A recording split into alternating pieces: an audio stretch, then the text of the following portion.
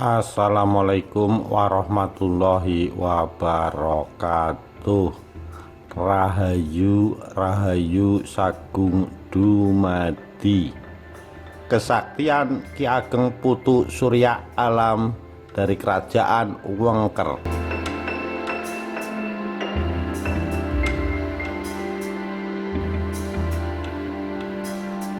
Terkisah sebuah kerajaan kecil yang berada di daerah Ponorogo, Kerajaan Wengker namanya. Kerajaan kecil ini mempunyai hubungan yang sangat erat dengan Kerajaan Majapahit yang agung.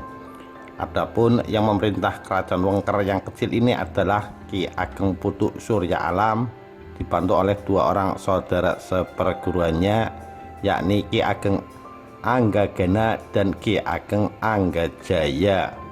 Sebagai seorang raja yang menguasai sebuah kerajaan yang kecil, Ki Ageng merasa hidupnya aman, tentram, dan damai dengan dikaruniai dua orang anak. Yang sulung bernama Sulastri, seorang wanita yang sangat rupawan, dan yang bungsu adalah Menak Sopal, seorang ksatria yang gagah perkasa. Konon dengan perkembangan Majapahit yang sangat pesat itu, Ki Ageng Putu Surya Alam mengamatinya dari kacamata yang lain. Dengan kehadiran para pedagang asing yang kemudian menetap di tlatah Kerajaan Majapahit, Ki Ageng Putu Surya Alam merasa sangat khawatir. Sebab menurut Ki Ageng Surya Alam, bila keadaan yang demikian ini dibiarkan berlarut-larut, bisa berakibat membahayakan ekonomi, yang kemudian bisa merembet ke bidang keamanan dan bidang-bidang yang lain. Salah-salah Majapahit terganggu keselamatan serta keutuhannya sebagai negara yang besar, agung, dan sedang menduduki puncak kejayaan. Demikianlah akhirnya dengan pertimbangan-pertimbangan yang matang, Ki Ageng Surya Alam menghadap Baginda Raja Majapahit. Ki Ageng Surya Alam kemudian mengajukan usul-usul dan saran-saran tentang kehadiran pedagang asing di negara Majapahit, yang kemudian bertempat tinggal tetap di wilayah Kerajaan Majapahit. Pedagang-pedagang ini sebaiknya dicegah atau setidak-tidaknya dibatasi kehadiran dan ruang geraknya. Namun apa yang terjadi? Usul dan saran-saran Ki Ageng Putu Surya Alam ditolak mentah-mentah oleh Baginda Raja Majapahit. Ki Ageng Putu sangat kecewa akan sikap dan tanggapan Baginda Raja Majapahit. Oleh karena itu, sejak saat itu Ki Ageng Putu Surya Alam memutuskan untuk tidak akan datang lagi menghadap ke Kerajaan Majapahit. Tegasnya, mulai saat itu Ki Ageng Surya Alam membangkang terhadap Raja Majapahit. Ia bersumpah tidak akan datang menghadap raja lagi sebelum semua usul dan saran-sarannya dikabulkan oleh Baginda Raja. Oleh karena itu, untuk menjaga segala kemungkinan yang akan terjadi atas kerajaan kecil Wengker yang sangat dicintainya, Ki Ageng Putu Surya Alam meningkatkan dan mengembangkan pertahanan negerinya. Ki Ageng membentuk dan melatih prajurit dengan giat demi ketahanan negerinya. Pelatihan dan ulah keprajuritan terus ditingkatkan. Disiplin prajurit diperketat.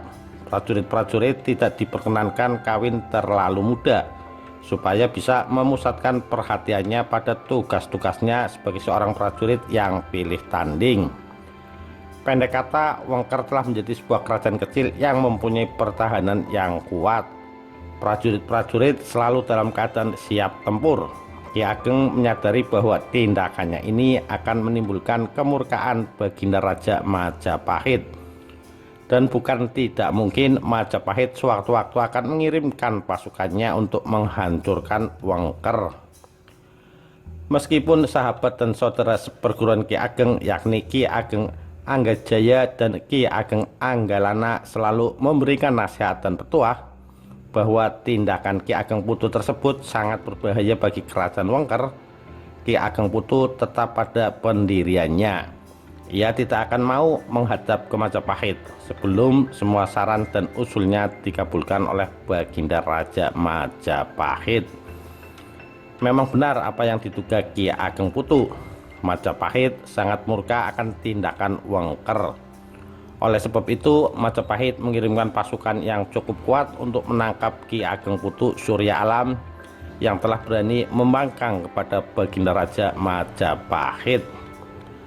Namun Wengker sekarang bukanlah Wengker yang dahulu. Wengker memang sudah siap dengan segala kemungkinan. Prajurit-prajuritnya adalah baik. Terjadilah pertempuran yang sengit antara prajurit-prajurit Majapahit dengan prajurit-prajurit Wengker. Tidak sia-sialah Ki Ageng Putu Surya Alam menggembleng para prajuritnya. Prajurit-prajurit Majapahit tidak mampu menjebol pertahanan Wengker yang demikian kuat dan sempurna. Maka korban pun mulai berjatuhan. Prajurit-prajurit Majapahit banyak yang gugur di medan laga. Gagallah usaha Majapahit untuk menghukum dan menangkap Ki Ageng Wengker. Berkali-kali Majapahit berusaha untuk menjebolkan benteng pertahanan Wengker, namun tidak ada hasilnya sama sekali. Bahkan tentara Majapahit seakan-akan lumpuh sama sekali bila menghadapi Wengker. Memang tidak begitu saja Ki Ageng berani membangkang ke Majapahit. Ki Ageng memang mempunyai andalan, yakni sebuah keris pusaka berwujud sebuah keris yang amat sakti, yang termasyhur dengan sebutan keris Eyang Puspitarani. Keris ini mempunyai daya prabawa yang hebat. Bila keris ini ditunjukkan pada musuh, maka musuh itu gatal-gatal seluruh tubuhnya, bagaikan kena rawe. Oleh sebab itu tidak mengherankan bila prajurit Majapahit selalu menderita kalah dalam usahanya menghancurkan Wengker. Wengker mempunyai prajurit yang kuat, yang terlatih baik, yang berdisiplin baja, yang masih ditunjang dengan andalan pusaka ampuh keris Eyang Puspitarini. Maka Baginda Majapahit lalu mencari daya dan upaya lain. Bagaimana caranya bisa menaklukkan Wengker tanpa banyak jatuh korban. Majapahit lalu mengutus Batara Katong untuk menyusup ke Wengker. Batara Katong berhasil masuk ke dalam istana dan diterima sebagai tamu yang terhormat.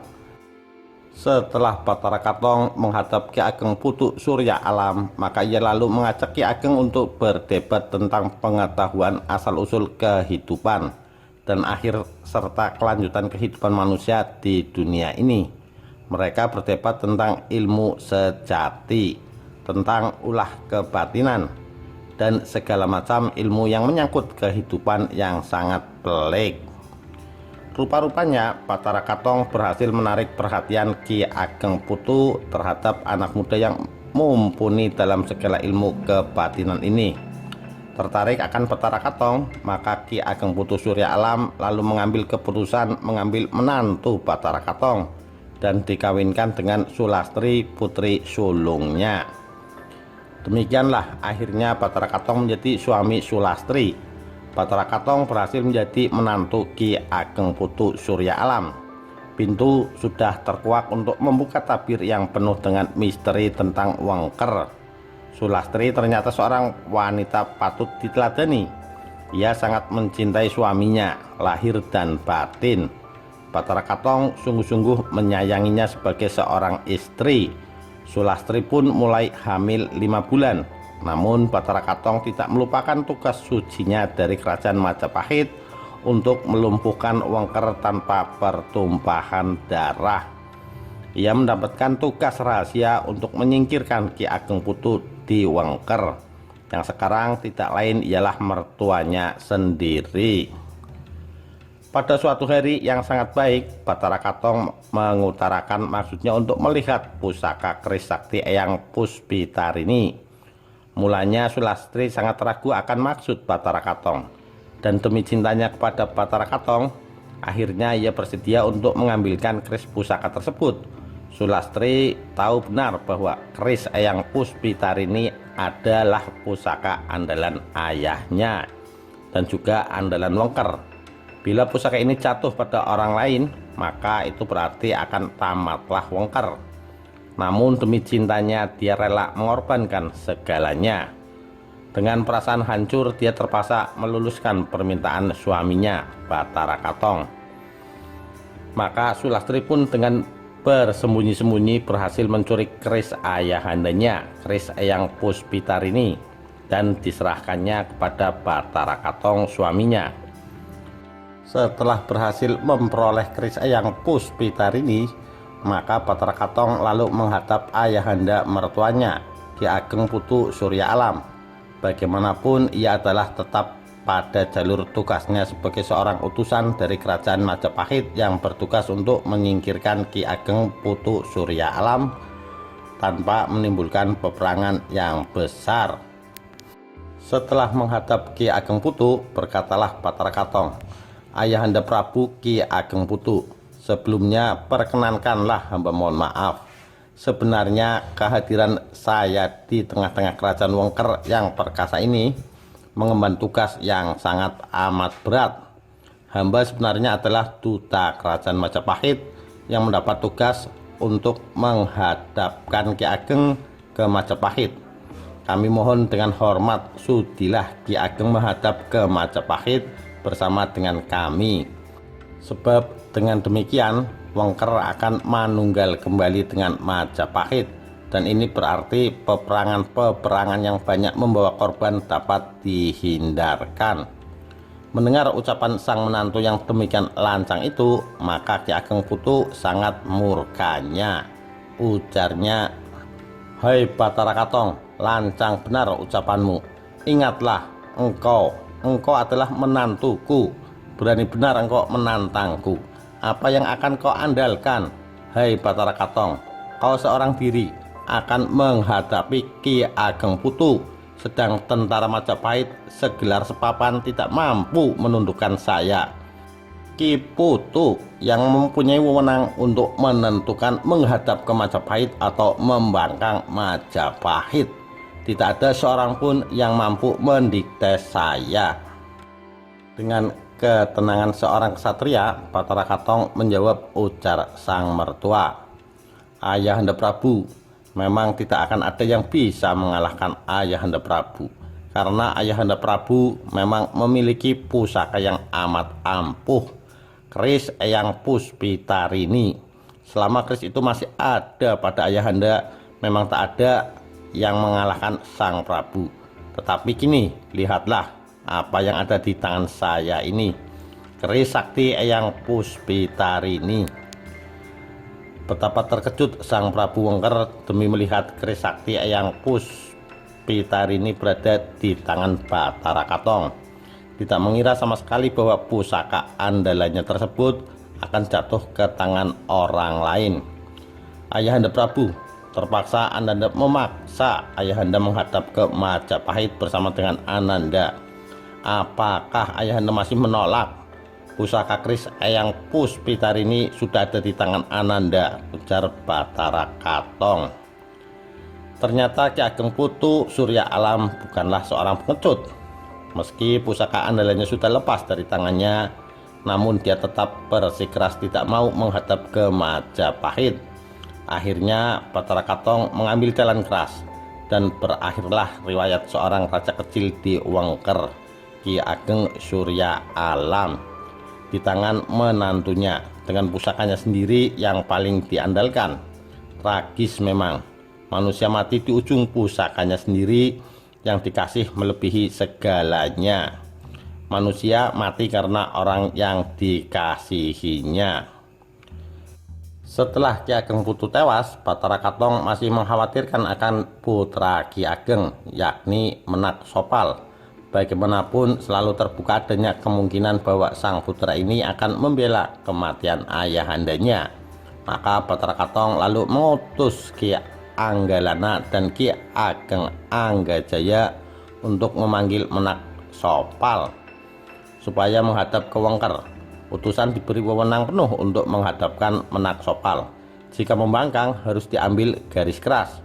Mau tidak mau Menak Sopal harus menghadap ke Wengker.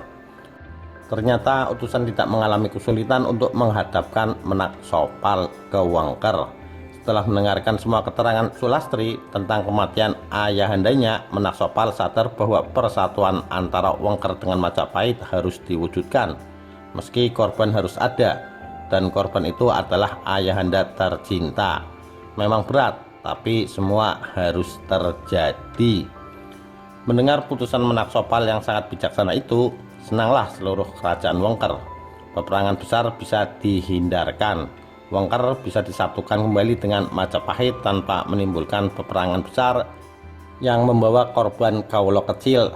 Setiap hati menjadi tenang dan terang. Kemudian Menaksopal kembali ke daerah timur. Daerah itu kemudian disebut Trenggalih karena hati setiap orang menjadi terang dan tentram pada saat itu. Lama-kelamaan dari Trenggalih, terang hati berubah menjadi Trenggalek. Menaksopal mengembangkan daerah yang baru itu sehingga menjadi sebuah daerah yang tenang, tentram, dan damai, subur, makmur, murah sandang dan pangan.